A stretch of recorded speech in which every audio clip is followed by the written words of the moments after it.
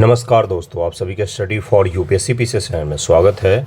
आज तारीख है 29 अक्टूबर 2024 ईस्वी और आज का न्यूज़पेपर आर्टिकल डिस्कशन का ये वीडियो होगा।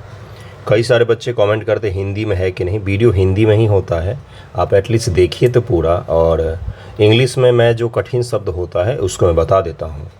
13 दिसंबर को आपका पीटी एग्ज़ामिनेशन हो जाएगा। मैं आपको एक चीज़ बोलूँगा कि 4 नवंबर तक फॉर्म भरने की तारीख है। कृपया अपना फॉर्म भर लें सही समय से, ज़्यादा देर ना करें। फॉर्म भर लें, उसके संबंधी जो भी दिक्कत आती है उसके लिए आयोग को मेल कीजिए। मेरे पास जो भी समाधान था वो मैंने वीडियो बनाकर बहुत पहले ही बता दिया है। अब तो फॉर्म के लगभग हर भाग में ही एडिट होता है, तो आप वो भी कर सकते हैं। एक चीज़ और मैं बता देता हूँ, 13 दिसंबर को अगर आपका पीटी एग्ज़ामिनेशन है तो समय बहुत ही कम है। कृपया अच्छे से पढ़िएगा, मैं आपको यही सजेस्ट करूँगा। साथ में 71 बीपीएससी को लेकर आंसर राइटिंग चल रहा है और आंसर राइटिंग 71 बीपीएससी को लेकर अभी ही करना चाहिए आपको। अभी ही सबसे अच्छा समय होता है बीपीएससी के आंसर राइटिंग को लेकर। 70 बीपीएससी के लिए पीटी के बाद ज्वाइन करना ज़्यादा सही रहेगा। देखिए आज का हेडलाइन क्या है। आज का हेडलाइन ये है कि rural uptick but urban area जो है उसमें कंसर्न दिख रहे हैं। किस चीज़ को लेकर? तो आर्थिक एक्टिविटीज़ को लेकर, आर्थिक एक्टिविटीज़ को लेकर, इकोनॉमिक एक्टिविटी को लेकर। अर्बन एरिया जो है, शहरी एरिया है, उसमें दिवाली में कम मार्केट में देखा गया है उछाल। वहीं पर ग्रामीण एरिया में ठीक ठाक है। ग्रामीण एरिया में ऑटो सेल वगैरह भी सही कंडीशन में है। लेकिन शहरी एरिया में महंगाई के कारण, किस चीज़ के कारण?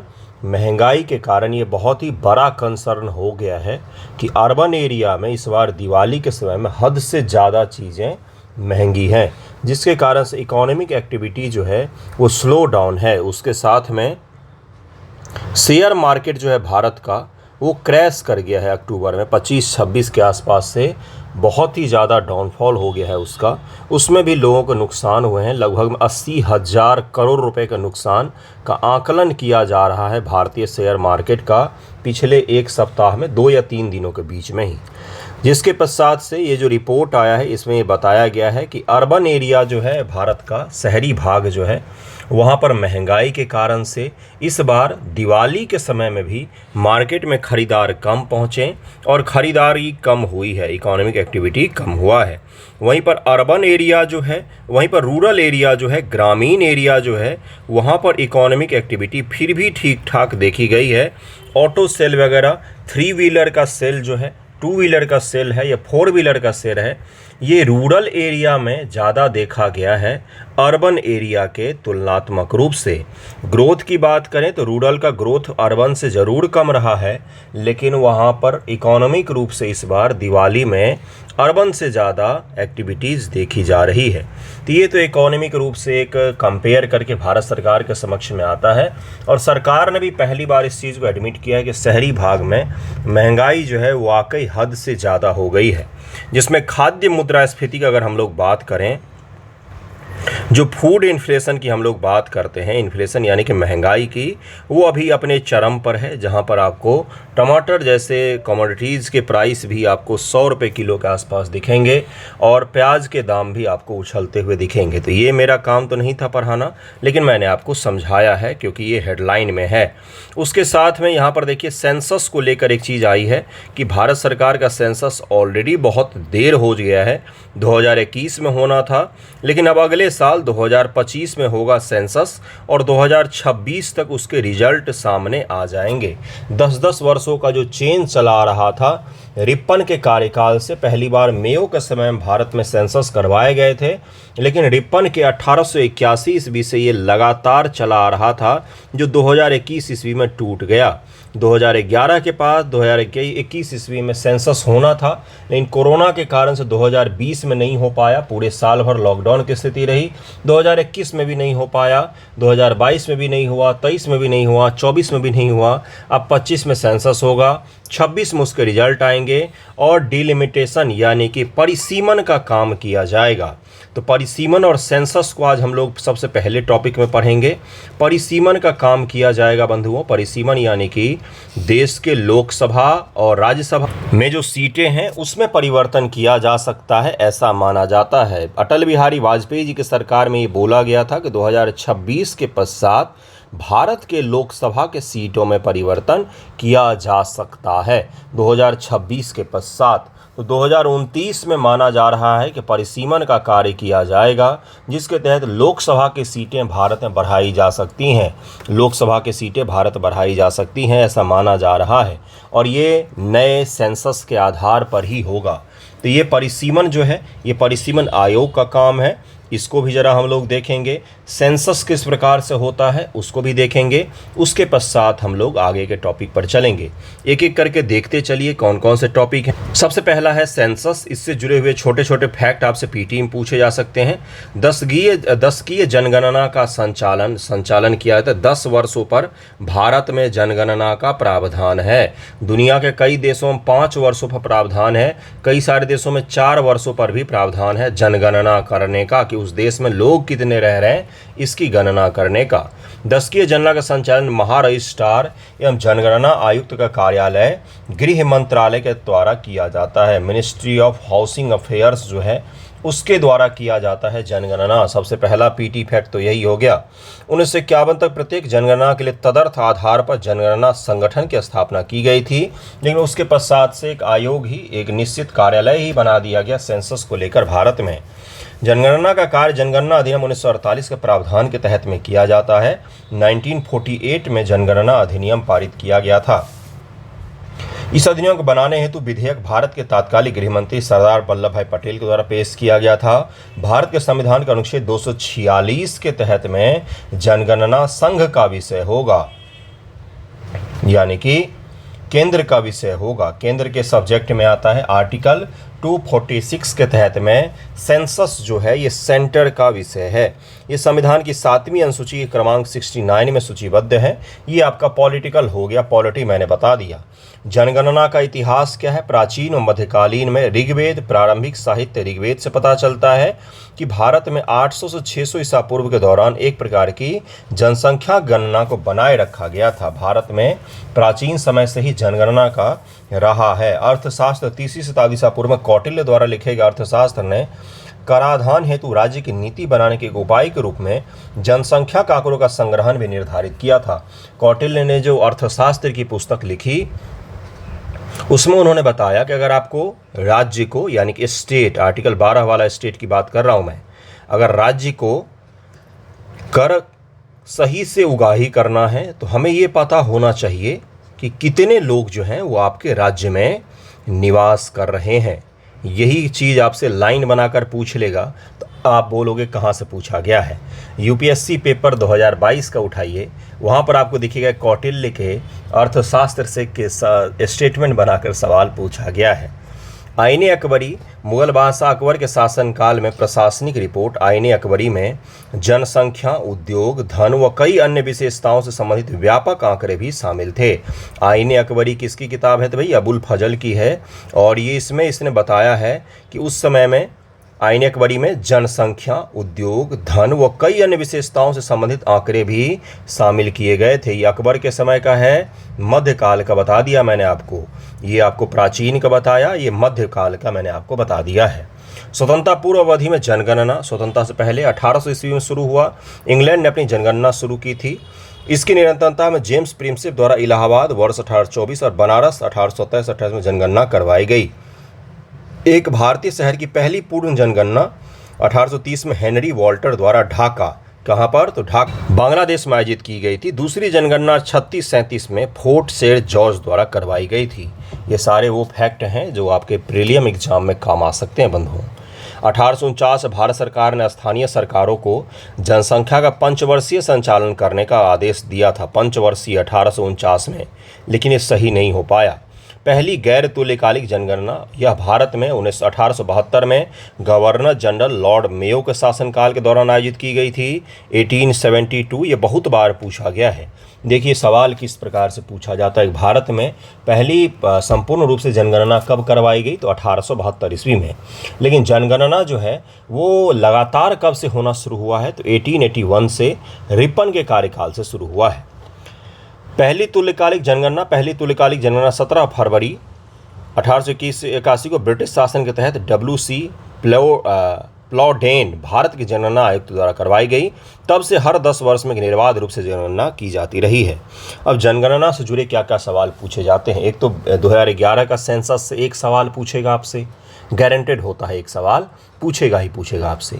दूसरा क्या होता है कि जनगणना से जुड़े हुए इतिहास पूछ लेता है आपसे, जैसे भारत में जनसंख्या विस्फोट का दौर कौन सा माना जाता है। भारत में जनसंख्या विस्फोट का दौर माना जाता है 70 से 90 के बीच का दशक है। इसमें बहुत ज़्यादा जनसंख्या विस्फोट हुआ था। भारत में जनसंख्या बहुत ही ज़्यादा तेज़ी गति से बढ़ी थी हरित क्रांति के पश्चात।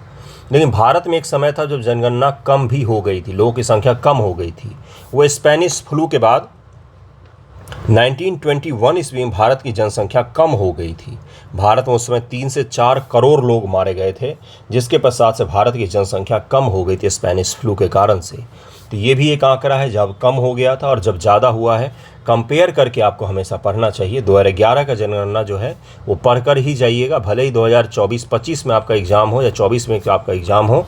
लेकिन आप अब अगला जो था हेडलाइन में वो था परिसीमन क्या है, तो परिसीमन देखिए सबसे पावरफुल कोई आयोग है। मैंने जितनी बार परिसीमन पढ़ाया है उतनी बार आपको बताया है कि भारत में सबसे पावरफुल आयोग यही है, परिसीमन आयोग इसको कहा जाता है। संविधान में वर्णित है ये आयोग, संविधान में इसके लिए आर्टिकल डिसाइड किया गया है और इसका गठन हर जनगणना के पश्चात किया जाता है। ध्यान से सुनिएगा, हर जनगणना के पश्चात किया जाता है। लेकिन जरूरी नहीं है कि हर जनगणना के पश्चात भारत में लोकसभा और विधानसभा के चुनाव, विधानसभा की सीटों का लोकसभा की सीट खास तौर से बांटा ही जाए, उसको बढ़ाया ही जाए, ऐसा जरूरी नहीं होता है। देखिए क्या होता है, ये लोकसभा और विधानसभा के लिए प्रत्येक राज्य में सीटों की संख्या क्षेत्रीय निर्वाचन क्षेत्रों की सीमाएं तय करने की प्रक्रिया होती है, जिसको परिसीमन कहा जाता है।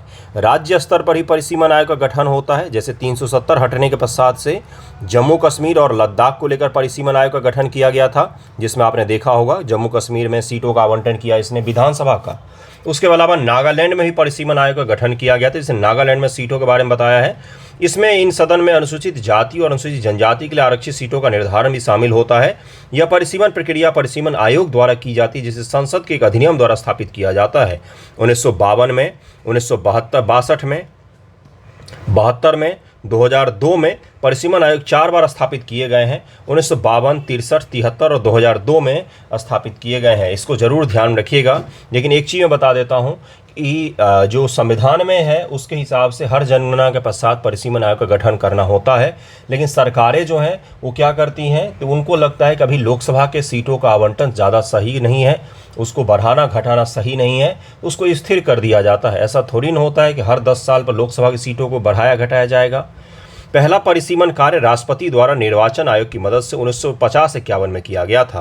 पहला परिसीमन जो है वो राष्ट्रपति जी के द्वारा चुनाव आयोग की मदद से 50-51 में किया गया था। एनसीईआरटी में पहला चुनाव जो है, भारत पहले चुनाव की प्रक्रिया, उसको पढ़िएगा, वो भी एक अद्भुत प्रक्रिया थी। ऐतिहासिक पृष्ठभूमि क्या है, लोकसभा की राज्यवार संरचना में परिवर्तन लाने वाला अंतिम परिसीमन वर्ष 1976 में पूरा हुआ। यह वर्ष 1971 की जनगणना के आधार पर किया गया।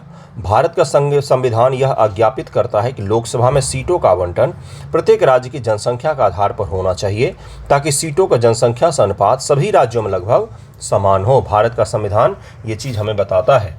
इसका उद्देश्य यह सुनिश्चित करना है कि प्रत्येक व्यक्ति के वोट का भारांक लगभग समान हो, भले ही वो किसी भी राज्य में रहते हो। एक चीज़ और है, जब आप पॉलिटी पढ़ते हैं तो कंपेयर करके पढ़ते हैं। जैसे भारत में जो राज्यसभा है उसमें सीटें कितनी होनी चाहिए, तो 250 के करीब में होनी चाहिए। हाईएस्ट सेट किया गया है संविधान के द्वारा। कल के करंट वीडियो में भी मैंने आपको पढ़ाया है। कृपया करके करंट अफेयर एमसीक्यू वीडियो नहीं देख रहे हैं तो न्यूज़ वीडियो देखने का कोई मतलब बनता ही नहीं है, तो उसको जाकर जरूर ही देखिएगा। लेकिन अमेरिका में क्या है, इस 250 में यूपी को 31 सीटें मिली हुई हैं, वही नॉर्थ ईस्ट के सभी राज्यों को 1-1 सीटें मिली हुई हैं। ये क्या है, असमान प्रतिनिधित्व दिखाता है हमारे राज्यसभा में, जिसको स्टेट असेंबली भी कहा जाता है, केंद्र का स्टेट असेंबली कहा जाता है, उसको उच्च सदन भी कहा जाता है। कई सारे नामों से जाना जाता है। तो उसमें आपको दिखेगा कि नॉर्थ ईस्ट सिक्किम के जो नॉर्थ ईस्ट और अलग अलग राज्य हैं उनमें से सीटें कम हैं, वहीं उत्तर के जो राज्य हैं और जनसंख्या ज़्यादा वाले राज्य हैं वहाँ का भारांश आपको अधिक दिखेगा, जिसमें आपको उत्तर प्रदेश 31 सीटें हैं राज्यसभा में। अब आप इमेजिन कर सकते हैं कितनी ज़्यादा सीटें हो गई। लेकिन अमेरिका में ऐसा नहीं है। अमेरिका में क्या है, वहाँ पर 50 राज्य हैं और वहाँ के उच्च सदन में 100 सीटें हैं, यानी कि प्रत्येक राज्य से 2 सीटें आवंटित की गई हैं। ये हो गया समान प्रतिनिधित्व। आपसे पीटी एग्जामिनेशन में स्टेटमेंट बनाकर कंपेयर करके भी राज्यसभा के बारे में पूछा जा सकता है, तो वहाँ पर ये चीज़ काम आएगा आपका। क्या लोकसभा में है इसी तरह का? नहीं, लोकसभा में भी जनसंख्या के कारण ही है प्रतिनिधित्व। जैसे उत्तर प्रदेश से 80 लोकसभा की सीटें आती हैं, बिहार से 40 सीटें आती हैं, वही दक्षिण के राज्यों से तुलनात्मक रूप में कम सीटें हैं क्योंकि उनकी आबादी कम है। दक्षिण के राज्यों ने अब कंसर्न जाहिर करना शुरू कर दिया है कि क्या हमने आबादी कंट्रोल किया, इसकी सज़ा मिलेगी हमें, कि हमारा प्रतिनिधित्व जो है वो कम हो जाएगा। इसको लेकर उन्होंने सवाल खड़ा करना भी शुरू कर दिया है, जो विवाद आपको 2026 के में भारी मात्रा में देखने को मिलेगा। आज ही मैं बता देता हूं।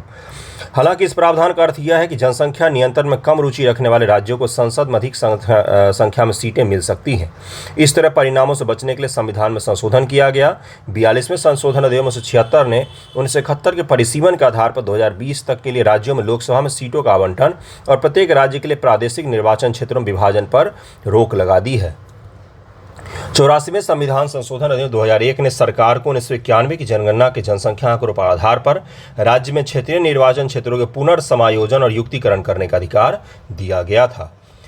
87 संशोधन 2003 में निर्वाचन क्षेत्रों के परिसीमन का प्रावधान 2001 के जनगणना के आधार पर किया गया, न कि वर्ष 1991 की जनगणना के आधार पर। हालांकि ये लोकसभा में प्रत्येक राज्य को आवंटित सीटों की संख्या बदलाव किए बिना किया जा सकता है। उसके पश्चात से अनुच्छेद 82 के तहत में संसद प्रत्येक जनगणना के बाद एक परिसीमन अधिनियम बनाती है। ये बोला गया है आर्टिकल 82 में।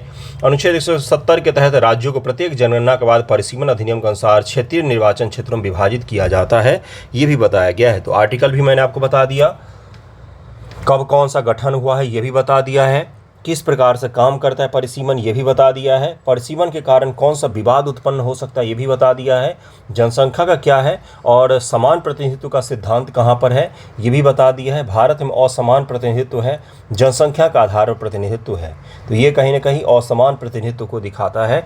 राज्यों को, ये दक्षिण के राज्यों को, आपने न्यूज़पेपर में पढ़ा होगा कि दक्षिण के राज्य के नेता बोल रहे हैं कि जनसंख्या बढ़ाओ, अपने लोगों को बोल रहे हैं कि ज़्यादा बच्चे पैदा करो, ज़्यादा जनसंख्या रखो, क्योंकि ये कहीं न कहीं गलत तरीकों को बढ़ावा दे रहा है। जनसंख्या आधारित निर्वाचन क्षेत्रों का आवंटन क्यों महत्व है परिसीमन? तो प्रतिनिधित्व को लेकर है, हिस्सेदारी को लेकर है, SC/ST कोटि का आरक्षण को लेकर भी जरूरी है परिसीमन, संघवाद को भी मजबूत करता है, जनसंख्या नियंत्रण के उपाय के रूप में भी परिसीमन काम कर सकता है। लेकिन भारत में काम नहीं कर रहा है, ये भारत में ठीक उल्टा काम कर रहा है। इसको याद रखिएगा। नेक्स्ट टॉपिक पर हम लोग चलते हैं। अगला टॉपिक कौन सा है? अगला टॉपिक देखिए पहले न्यूज़ में। अगला टॉपिक है MIDH गाइडलाइंस। MIDH क्या होता है? और देखिए यहाँ पे लिखा हुआ हाइड्रोपोनिक्स। हाइड्रोपोनिक्स फार्मिंग की एक विधि है जिसमें मृदा रहित यानी कि बिना मिट्टी के खेती की जाती है। बिल्कुल सही सुन रहे हैं आप, 2024 में रह रहे हम लोग। बिना मिट्टी के खेती की जाती है, हाइड्रोपोनिक्स तकनीक होता है। इसको भी देखेंगे हम लोग। और साथ में MIDH, अब ये क्या है भाई? इसका फुल फॉर्म होता है बंधुओं, mission for integrated development of horticulture. Horticulture का मतलब होता है बागवानी। कृषि अलग होता है, बागवानी अलग होता है। तो इसी मिशन के तहत में गाइडलाइन जारी किया गया है हाइड्रोपोनिक्स खेती को लेकर। इसमें centre initiative will also encourage aquaponics and precision agriculture. इसमें ये कहा गया है एक्वापोनिक्स, जल आधारित जो कृषि होती है उसको भारत सरकार प्रमोट करना चाहती है, हाइड्रोपोनिक्स तकनीक को प्रमोट करना चाहती है, और हॉर्टिकल्चर को लेकर जो मिशन चलाया जा रहा है उसी के तहत में गाइडलाइन जारी किया गया है। इसमें 3 टॉपिक हैं, 2 टॉपिक हैं मुख्य रूप से। MIDH को हम लोग समझेंगे और एक्वापोनिक्स तकनीक को हम लोग समझेंगे, हाइड्रोपोनिक्स तकनीक को समझेंगे। हाइड्रोपोनिक्स क्या होता है, किस प्रकार से इसमें काम होता है, ये दोनों तकनीकों को समझेंगे। ये PT एग्जामिनेशन में पूछा जा सकता है आपसे, मेंस एग्जामिनेशन में भी MIDH के बारे में पूछा जा सकता है आपसे। तो MIDH क्या होता है देखिए, इसको हिंदी में कहा जाता है एकीकृत बागवानी विकास मिशन।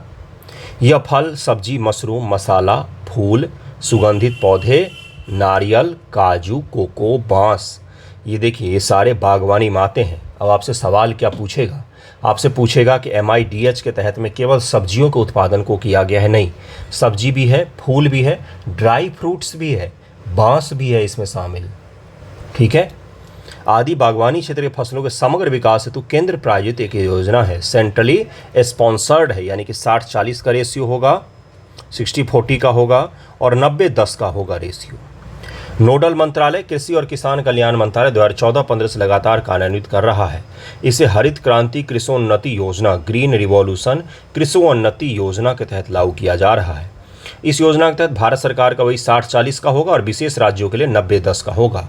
विशेष राज्य के लिए 90 और 10 का रेशियो होगा, तो ये भी ध्यान रखिएगा। MIDH के अंतर्गत उप योजनाएं कौन कौन सी हैं, तो ये एक अम्ब्रेला स्कीम है। अम्ब्रेला स्कीम के तहत में क्या होता है, एक अम्ब्रेला हो गया, इसके तहत में अलग अलग योजनाएं होंगी। राष्ट्रीय बागवानी मिशन हो गया, पूर्वोत्तर हिमालय राज्यों के लिए बागवानी मिशन हो गया, राष्ट्रीय बागवानी बोर्ड हो गया, नारियल विकास बोर्ड हो गया, ये सब इसी के तहत में आ जाते हैं। राष्ट्रीय बागवानी मिशन को केंद्र द्वारा 18 राज्यों और 6 केंद्रशासित प्रदेशों चयनित जिलों में चालू किया गया है। पूर्वोत्तर के लिए, ये पूर्वोत्तर के हिमालयी राज्यों के लिए बागवानी मिशन है। राष्ट्रीय बागवानी बोर्ड या बोर्ड सभी राज्य केंद्रशासित प्रदेशों में MIDH के तहत विभिन्न योजनाओं को लागू करता है। नारियल विकास बोर्ड, यह बोर्ड देश के सभी नारियल उत्पादक राज्यों में MIDH के तहत विभिन्न योजनाओं को लागू कर रहा है। केंद्रीय बागवानी संस्थान, इस संस्थान की स्थापना 2006-7 में मेडीजीपहीमा नागालैंड में की गई थी, ताकि पूर्वोत्तर क्षेत्रों में किसानों और खेतिहर मजदूरों के क्षमता निर्माण, प्रशिक्षण के माध्यम से उन्हें तकनीकी ज्ञान प्रदान किया जा सके। ये सारे योजनाएं कृपया ध्यान रखिएगा, खासतौर से MIDH को ध्यान रखिएगा। अब हाइड्रोपोनिक्स तकनीक क्या होता है? हाइड्रोपोनिक्स जल आधारित पोषक तत्वों के घोल में पौधों को उगाने की विधि है। यानी कि एक टैंक लिया हमने, इसे पानी डाल दिया, बहता हुआ पानी होता है, इसके नीचे दूसरे टैंक से जोड़ दीजिए जिससे पानी लगातार बहता रहे। इसे पोषक तत्व डाल दिया, जैसे यूरिया डाल दिया, लिक्विड फॉर्मेट में जो भी डालना है आपको, इसे मिक्स कर दीजिए। और यहाँ पर एक थोड़ा सा जाली जैसा रखा, जिसमें से सारे पेड़ लटका दिए, छोटे छोटे पौधे लटका दिए। उसका जड़ पानी में टच हो रहा है, तो बिना मिट्टी के भी उसको सारी पोषक पदार्थ मिल जाते हैं और वो ग्रो करने लग जाता है।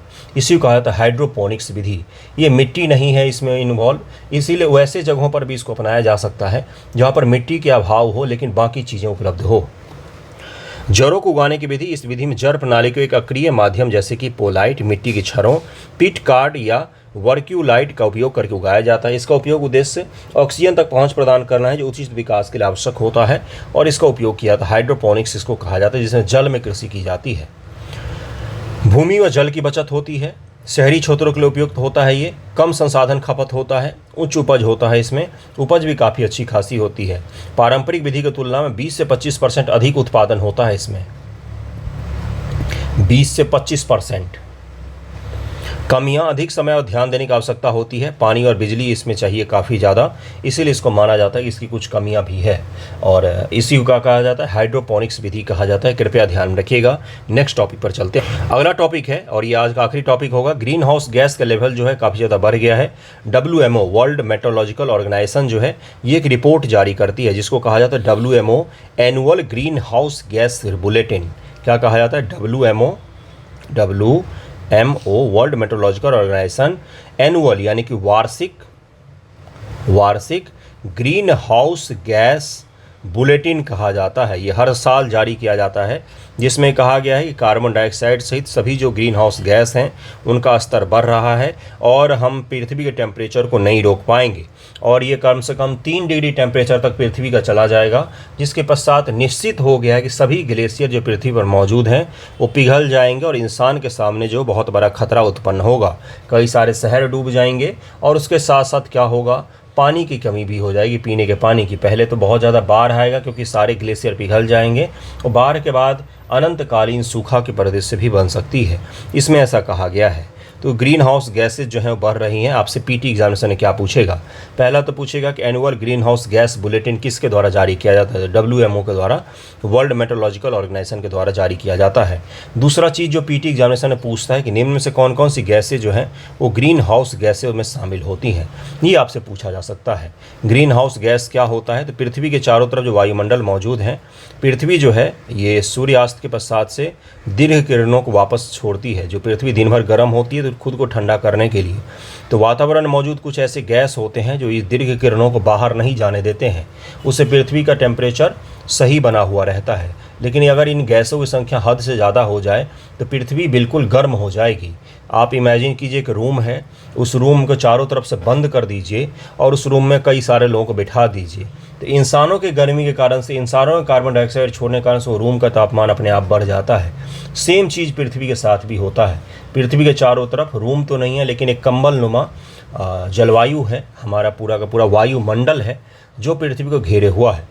उस वायुमंडल के कुछ अगर घटक में छेड़छाड़ होती है, कम और ज़्यादा हो जाती है, तो पृथ्वी का उस पर डायरेक्टली इम्पैक्ट पड़ता है। तो यही चीज़ होता है, ग्रीन हाउस गैस इसको कहा जाता है। ग्रीन हाउस गैस इसलिए कहा जाता है क्योंकि ठंडे प्रदेश में ग्रीन कलर के शीशे वाले घरों में लोग खेती करते हैं या घर के बाहर ग्रीन कलर का शीशा लगा देते हैं, जिससे ठंडे में क्या होता है, ठंडे प्रदेशों में उस घर को गर्म रखना काफ़ी आसान हो जाता है। तो यहीं से कॉन्सेप्ट आया ग्रीन हाउस गैस इफेक्ट, है ना।